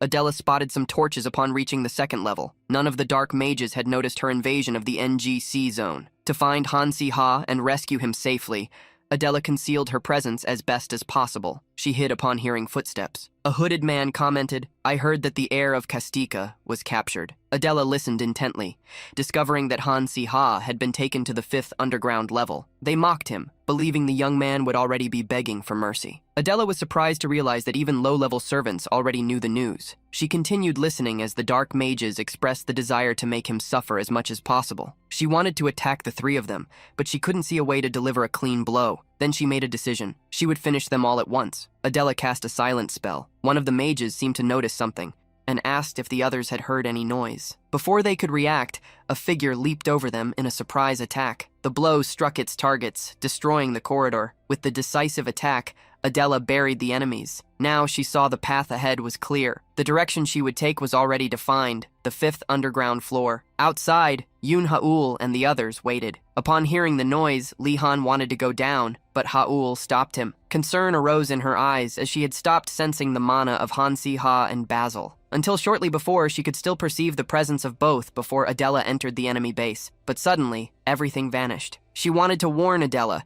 to tell her it was dangerous to keep advancing. One, upon hearing her, said he would try to warn her through the mana channel. Upon being contacted, Adela replied that she was already on the 2nd underground floor. Even so, they insisted that she retreat. Despite understanding their concern, Adela knew it would be too late if she turned back. She informed one that she had discovered Han-Si-Ha was on the 5th floor. She didn't want to give up because of an uncertainty. In the end, she ended the communication, leaving everyone apprehensive. Adela continued down the stairs, her steps slow so as not to draw attention. From there on, there was no turning back. When she reached the underground area, she noticed the space was vast, yet too silent. There were no guards in sight. She had reached the 5th floor without difficulty, but she knew she couldn't lower her guard. Adela found an iron door that emanated a dark energy. Believing Han-Si-Ha was beyond it, she approached. At that moment, a voice emerged from the floor above. "I have been waiting. You arrived sooner than I imagined." An overwhelming pressure of dark mana fell upon Adela with the appearance of Abaddon. He observed her with curiosity. So it wasn't an exaggeration. "When they said you are one of the Academy's talents, I confess you arrived faster than I expected." Abaddon's relaxed posture made Adela realize he had allowed her to get this far. He never had the intention of stopping her. Abaddon seemed to read her thoughts just by looking at her. Then he pointed in one direction, a room sealed by glass, and inside it, imprisoned, was Han-Si-Ha. Adela tried to run to him, but the glass barrier stopped her. Han-Si-Ha woke up, confused by the sound. No one should have been able to reach him there. Abaddon entered the room and taunted, "What did you think of my new magic box?" Han-Si-Ha demanded to be released, but Abaddon had no intention of complying. Seeing that the young man still maintained his fighting spirit, he laughed and commented, "You cannot see, but whoever is outside can observe you, like the guest who came looking for you, for example." Confused, Han-Si-Ha asked who he was talking about. Abaddon replied naturally, "Adela came after you. The young man was startled, realizing that the sounds he had heard were not a figment of his imagination. Irritated, he provoked, "Wasn't it enough to deal with me alone? Did you have to drag her into this? Do you really think I'm going to hand over the cube because of that? What an illusion." The cube was already sealed anyway, and without his permission, the others would never be obtained. Confident, he declared, "If you think you're going to threaten me using Adela, give up. No matter what you do, I won't say anything." He continued, "Let me guess, you're at a stalemate, aren't you? You'll never find my cube." Abaddon laughed as if he had heard a joke. "You call that a provocation?" Han-Si-Ha retorted, "You say that, but you're clearly bothered." Then Abaddon revealed his plan. "Do you really think threatening you is my only option? There is a simpler path to get what I want. Threatening that girl." He was certain that, at some point, Adela would reveal the cube's location. She wouldn't be able to stand seeing him suffer. She cared too much about Han-Si-Ha to remain silent. Han-Si-Ha cursed the fact that Abaddon had considered that possibility. He tried to divert his attention, but he knew it wouldn't be easy to deceive him. On the outside, Adela began to hear Han-Si-Ha's screams. Under overwhelming pressure, intense suffering, he eventually gave in, collapsing before her eyes. Adela ran to the glass barrier, shouting for him to hold on. "Just hold on a little longer. I will get to you." But no matter how much she shouted, her voice did not reach him. Having come so far, she found herself powerless, stopped by a simple barrier. Abaddon watched in silence. Adela was facing a fate she had chosen, moving forward even knowing the danger. Even if she was like a moth drawn to a flame, she refused to give up. Gathering her strength, Adela activated a powerful magic, strengthening herself to defy fate itself. Adela threw her own body against the glass wall. From the inside, the impact could be clearly seen. Soon, exhaustion caught up with her. Even her bones seemed on the verge of breaking. Abaddon walked toward her, mocking, "This barrier will not break like that. Even so, your spirit is admirable. I must acknowledge it," he continued. "But I can't help thinking that you are being foolish. From the beginning, I offered only one proposal. Tell me the location of the cube, and I will let both of you live. It is a simple and merciful offer, don't you think?" Adela questioned whether he would really keep that promise. Abaddon decided to help her make a decision. He snapped his fingers, and the mist covering the barrier dissipated. Now she could see Han-Si-Ha. He instructed her to observe carefully. If she didn't decide, something would happen to him. As he felt the light appear again, Han-Si-Ha sighed, as the pain had ceased for a moment. Then, he heard a voice, and a hand touched his face. As he opened his eyes, he saw Adela. She asked if he would be able to escape. The others were waiting outside. She believed that by joining forces, they could defeat Abaddon. She was even willing to hand over the cube and fight to get it back later. Tears streamed down Adela's face as she asked if they couldn't simply give Abaddon what he wanted. Han-Si-Ha lowered his head, denying it. He warned her not to trust Abaddon. No matter what he did, he would not allow them to leave alive. Then, he gave an order. "Run!" Crying, Adela gave a faint smile and asked why he was so selfish. She didn't want the cube, nor any of this. Even hearing his words, Adela saw no alternative but to cling to the hope of some mercy. She then pulled from within herself a sphere of light, which transformed into a golden cube, the cube of the void. She apologized to Han-Si-Ha because she did not care about the fate of the world as long as she could save him. Han-Si-Ha had entrusted the cube to Adela to hide it. Now she handed it over to Abaddon. "Here is one of the cubes. If you want the other, release Han-Si-Ha and I will tell you where it is. Keep your promise." However, Adela was surprised by the response. Unfortunately, one is not enough. Abaddon was seeking both cubes. Since one of them was still hidden, the deal had no value. He then gave a final warning, and as a threat, pointed at Han-Si-Ha, causing new attacks to fall upon him. Adela screamed, desperate. Han-Si-Ha felt the injustice of that situation. He was not like Li Han, who carried a great purpose. He only wanted that world he had transmigrated into not to collapse. He just wanted to live a little longer. But at that moment, even driven by anger, he no longer accepted just that. Now, Han-Si-Ha wanted to live. For the first time, he thought of something different. There should be monsters in that underground, including Basil. What if he used an area taming? His voice echoed through every corner. "I declare to all monsters, I, the tamer, am your king, your lord. Therefore, come to me." Eyes began to glow throughout the entire underground. The ceiling cracked, breaking apart. The creatures turned their gaze toward the enemy, Abaddon, and advanced without hesitation. Hundreds, thousands of underworld kobolds flooded the room, restricting his movements. Adela was quick, trying to release Han-Si-Ha from his restraints, still impressed by the power of that ability. The young man leaned on her, and together they began to retreat. While he was still looking for the small dragon, Basil appeared before him. The creature was crying, moved. Han-Si-Ha and Adela felt relief upon seeing him safe. Even so, there was still one more obstacle ahead. The red dragon unleashed its fire breath, destroying the sealed door. Han Si-ha and Adela reached the stairway corridor. Having gained some time, they just needed to go up and escape. Along the way, they found runes on the walls, magic circles prepared in advance, though incomplete. It was explosion magic. The rest of the team seemed to be preparing the destruction of the enemy base, facilitating the escape. Adela imagined that the others were nearby, since there was still residual mana in the circles. As they had already passed through there, they had probably ended up missing each other. Han Si-ha asked Adela to contact the rest of the team. She found the request strange, since they would meet everyone upon leaving the underground. Then he revealed what he had been thinking while they climbed. Now that Abaddon's movements were partially restrained, perhaps that was the only chance to destroy the core of the machine. Han Si-ha recalled the words she had said before. How many people still need to fall for this war to end? We need to do something to bring it to an end. With that, he made a decision. Let's go back to the 5th underground floor and end everything at once. Adela thought Si-ha had gone mad. After all, he had barely escaped with his life just a few minutes ago. Han Si-ha acknowledged what had happened, which made her question why he wanted to return to that madness. The young tamer reminded her of what she already knew, that war could only end if they destroyed the heart of the machine. In the original story, not even Li Han managed to defeat Abaddon in a direct confrontation. No matter how much they prepared, facing him head-on was practically asking to lose. Han Si-ha stated, "Before Abaddon gathers all the cubes, destroying the machine is the only way to win. If this is our last chance, then let's take it." One, upon being contacted, was shocked. They had barely escaped the underground with their lives, and now Han Si-ha was saying they intended to go down again. Seymour, on the other hand, seemed to partially understand his intentions. Before making any decision, the group asked if Han Si-ha was all right. He had used all the potions he had received from Adela. Even so, she still handed him the last one remaining. Solya asked if the pair would head straight to the 5th underground floor. Since they had returned to the surface, she wanted to know what the next step would be. The protagonist asked Yoon Ha-eul to go down and join him and Adela. The Earth Manipulator was surprised. Ha-eul was the only one capable of accessing the mana circuits and neutralizing the cube, which is why her presence was indispensable. The young woman already suspected that, in the end, everything would come to that. Seymour asked if that was the result of some prediction, but she simply smiled, saying it was intuition. Li Han contacted Han Si-ha, who waited to hear him. Li Han thanked him for the decision to face Abaddon. Regardless of what happened, he wished him good luck and said, "Let's meet again, alive." The protagonist remained silent for a moment, accepting those words. The pair descended once again into the underground. Before Yoon Ha-eul arrived, it would be best to find the heart of the machine.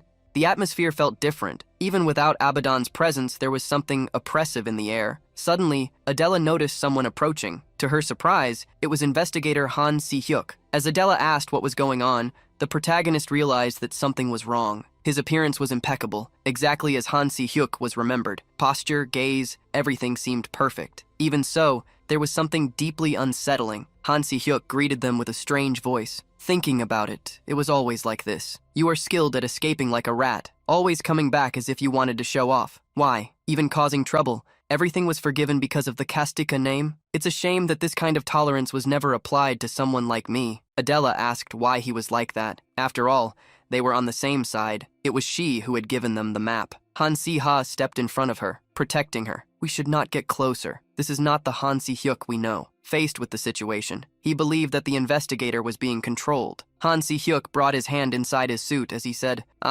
it would be troublesome if you simply retreated now. I have waited more than a decade for this moment. He then pulled out a magic wand and attacked. The protagonist quickly dodged, pulling Basil and Adela along with him. Even though he had used all the potions to recover his life, his mana had not yet fully recovered. In that state, he would not be able to face Han Si-hyuk, someone who was already difficult even under ideal conditions. Basil realized the situation and advanced. Enraged, the small dragon created a fireball and attacked. Han Si-hyuk mocked. Even in the face of the end, you still try to protect your master? His magic collided with Basil's attack, generating an explosion that filled the area with dust and mist. Seeing the dragon as an obstacle, Han Si-hyuk decided to end it quickly, releasing his demonic energy to the fullest. Adela and Han Si-ha began to feel the effects. The protagonist, still weakened, could barely breathe. Adela acted quickly, raising a large wall of stone around them. Even so, the dark energy seeped in through small gaps. Faced with such overwhelming power from the start,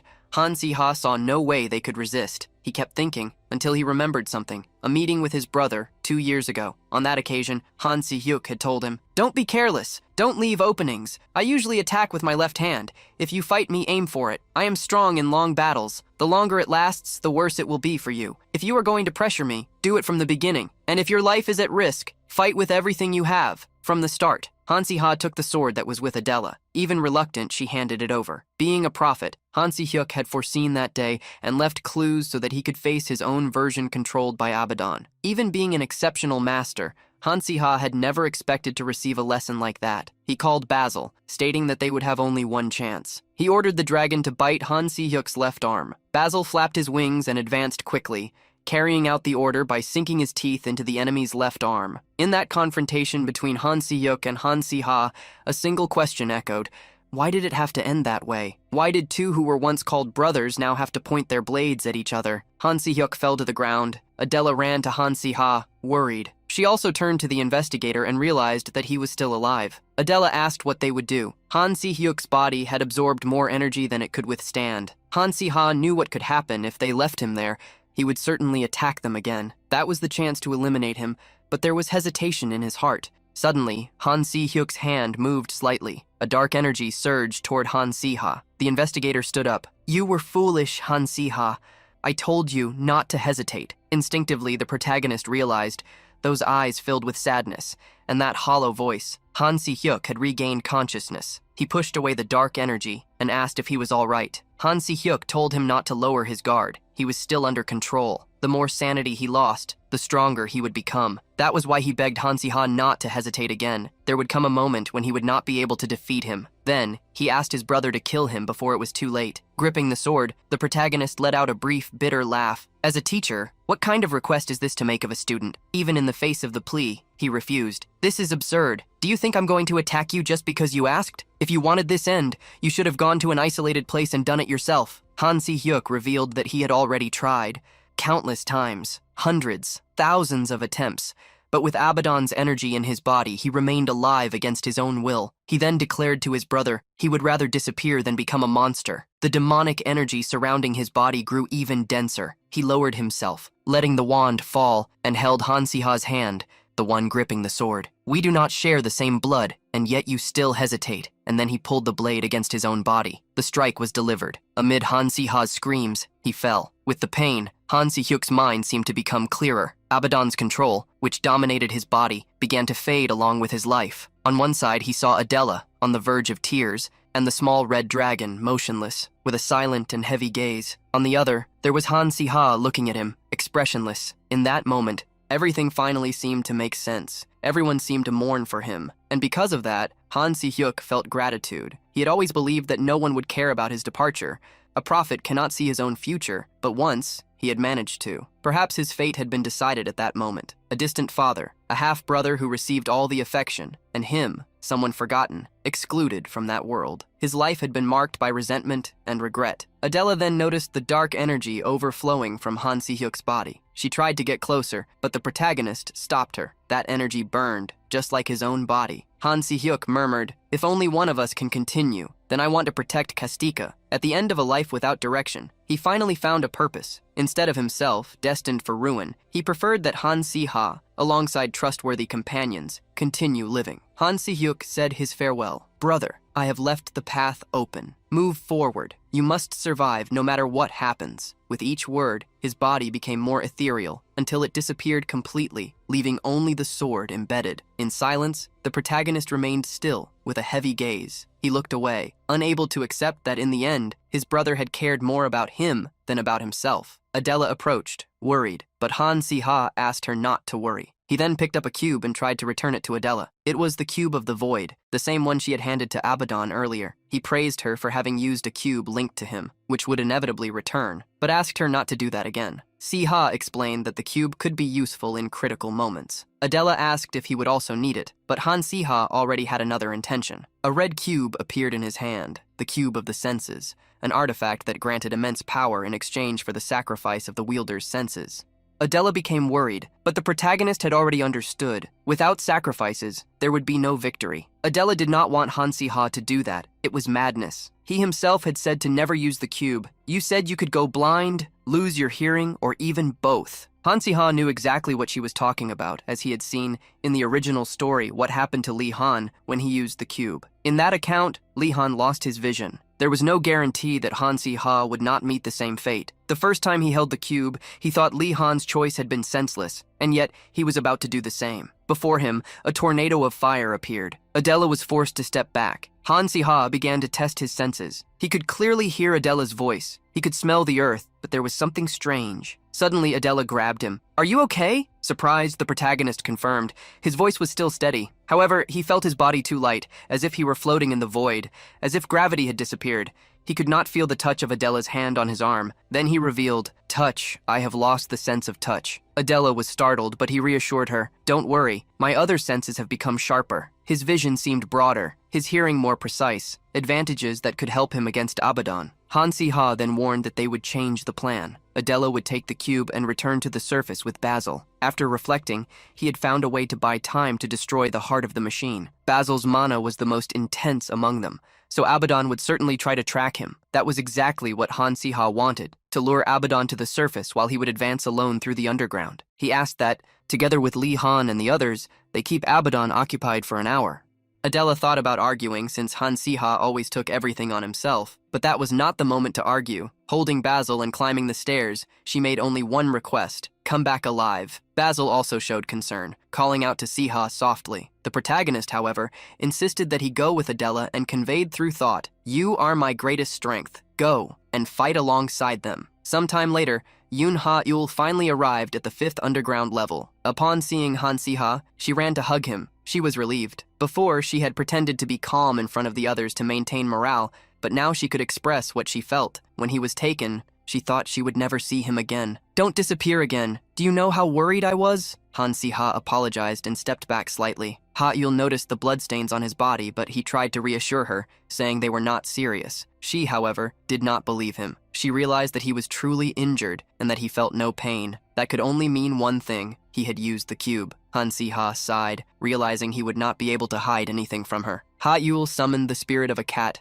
Joy, to heal him. The healing ability enveloped Han-Si-Ha with a vibrant energy, closing his wounds. The protagonist was surprised. He had not imagined that a feline spirit could do that. After recovering, he thanked her. He also explained that he had sent Basil and Adela to the surface. Ha-Yul said that she did not need to hear all the details now. They could talk later. It was better to hurry. While guiding the way, she explained that from what she had detected, the heart of the machine was further ahead, in the deepest region of the NGC area. Soon, a large iron door appeared before them, marking their destination. Meanwhile, outside at the entrance of the cave in the Audris Mountains, explosions lit up the surroundings. Abaddon advanced with a sword in his hands, observing the youths. I thought you were just playing at making friends, but it seems that's not the case. Upon seeing them fight for one another, he realized they were willing to sacrifice even their own lives. As Han-Si-Ha had predicted, Adela and Basil had drawn Abaddon there. Li Han stepped in front of the group. You're looking for Han-Si-Ha, right? But what can we do? He never returned to the surface. Abaddon mocked, imagining that Han-Si-Ha believed they could stop him. At the moment the control broke, he realized that Han-Si-Hyuk had chosen his own end. Someone with that level of skill would not easily lose to Han-Si-Ha. That was why Abaddon believed he would head straight to the surface. Now, irritated, he murmured, how pathetic. Why do you waste your lives for friendship, love, or family? You should know as well. You are nothing but bait. Bait to delay me, he provoked. Isn't it a waste to throw your lives away like this? I truly cannot understand people like you. A voice responded. Of course you wouldn't understand. Solia stepped forward, raising her hand and conjuring the flame of purification. Shields appeared around everyone. The mage faced Abaddon and declared,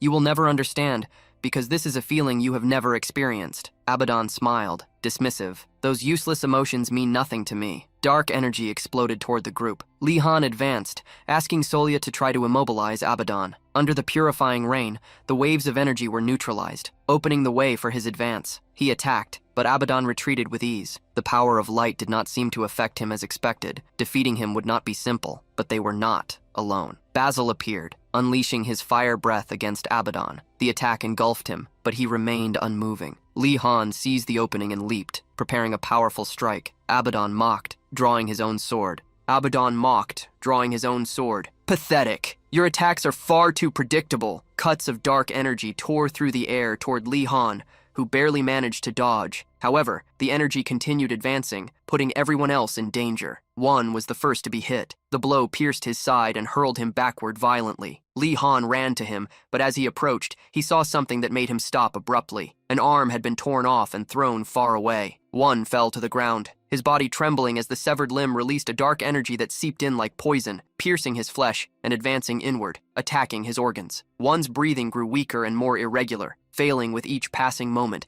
as if his life was slipping away little by little. Li Han felt despair hit him hard, guilt settling in immediately. He had dodged the attack, but if he had raised a barrier, if he had remained in place, Wan would not be in that state. At the last second, a light appeared. Adela cast a healing spell on Wan and shouted, "Li Han, what are you doing just standing there like that?" He looked away, unable to face her, because he knew it might already be too late. Even so, Adela did not give up. Even if the chances were minimal, even if everything pointed to the worst outcome, she refused to abandon Wan because she knew Han Si-ha would never do that. Her words struck Li Han, who clenched his teeth and lifted his gaze, realizing she was right. If Han Si-ha were there, he would keep fighting until the very last moment. Following Adela's example, Li Han gathered his mana and tried to stabilize Wan, his hands trembling as he begged his friend to hold on. At the same time, on the 5th underground floor, Han Si-ha and Ha Yul advanced through the cave, searching for the heart of the machine that should be hidden somewhere below them. Even if only vaguely, Han Si-ha could feel a dark energy pulsing through the environment.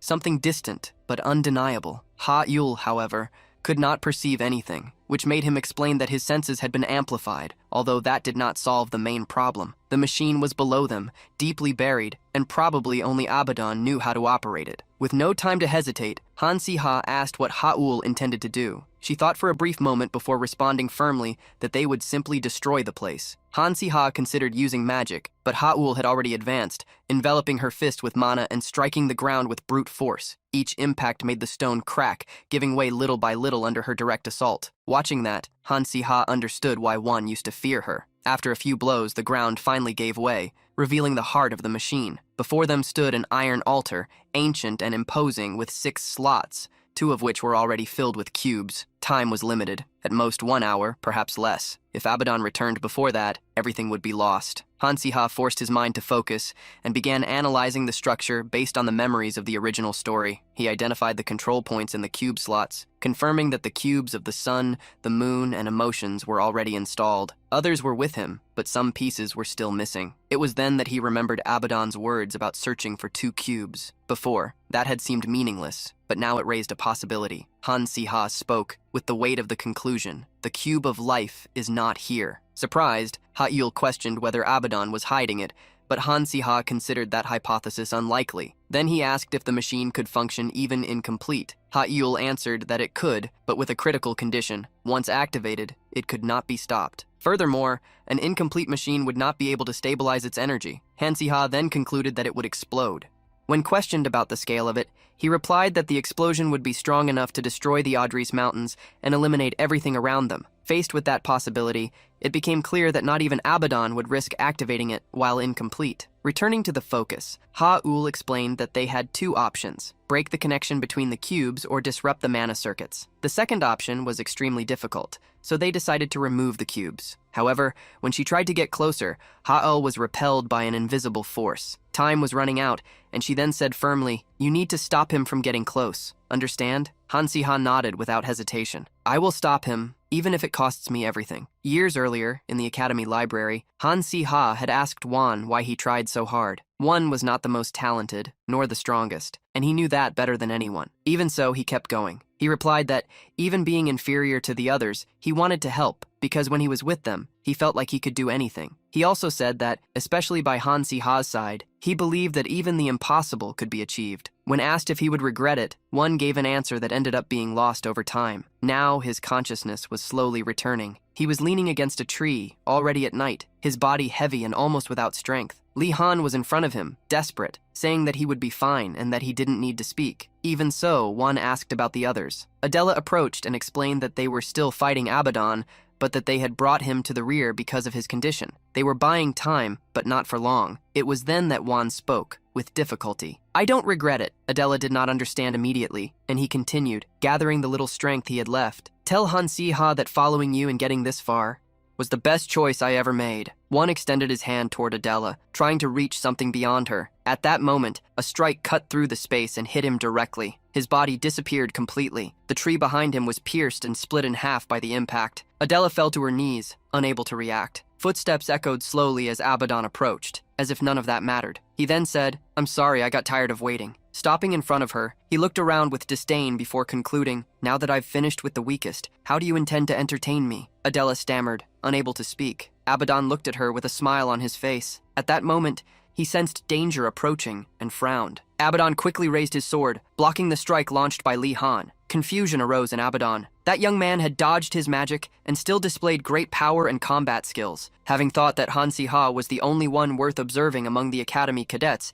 he finally realized there was another. Even so, Abaddon treated him like a mere fly. With a sword strike, he threw Li Han backward, while at the same time launching a dark energy spell to pierce him. Li Han's back hit a tree, the powerful energy pressing him against it. He fell to the ground, coughing heavily. Seeing the young man on his knees, trying to get up, Abaddon grew curious. "Are you going to keep trying?" Li Han leaned on his sword. He knew he could not give up yet. Yoon Ha-ul, or Han-si-ha, had not contacted them yet. It was necessary to buy more time somehow, or what happened to Wan would happen again. Abaddon walked toward Li Han, wanting to ask him something. "Do you really think you can win this war?" He told him to look around. Everyone was down. That was the result of the choices they had made.